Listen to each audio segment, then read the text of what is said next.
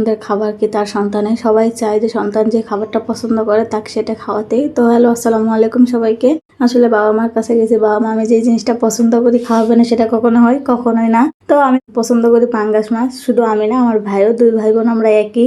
অন্য কোনো মাছই না, শুধু পাঙ্গাস মাছ খাই। তো সেই জন্যই আমার আম্মু যাই পাঙ্গাস একটা মাছ এনে দিছে বড় দেখে, এনে বলতেছে তুমি নিজে খাবে, নিজেই কাটো, রাখে পরে রান্না করে খাও, কোনো সমস্যা নাই। তো আমাকে লাগা দিছে। আমি কিন্তু আগে ঘষে নিই, পরে কিন্তু ঘষি না। ঘষতে গেলে মাছের অবস্থা কেরাসিন হয়ে যায়, সেজন্য আমি পরে রিস্ক নিই না, আমি আগে থেকে ধুয়ে নিই, তারপর কাটি। তো কেটে যাই দেখি যে অনেক বড় একটা তেল। তো আম্মু তো চিল্লাচিল্লি করতেছে তেলটা ফেলে দে। আমি বললাম যে না, আমি তেল ফেলি না, তেল পেটি বা মাথা দিয়ে আলু কাটলে মজা লাগে, সেজন্য আমি ফেলিনি। সচরাচর আমি কিন্তু শ্বশুর বাড়িতে পাঙ্গাস মাছ খাইতে পারি না, কারণ আমার স্বামী খায় না, খায় অল্প, খুবই অল্প। মনে করেন যে 5টা রান্না করলে ও একটা খাবে, 4টা তো আর একা খাওয়া সম্ভব না, সেজন্য ও আনা হয় না, খাওয়া হয় না।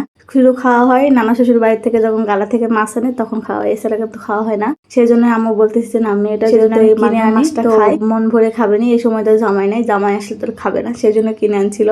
তো কেমন হলো ভিডিওটি অবশ্যই আপনারা আমাকে কমেন্ট করে জানাবেন, আর নেক্সট ভিডিওর জন্য অবশ্যই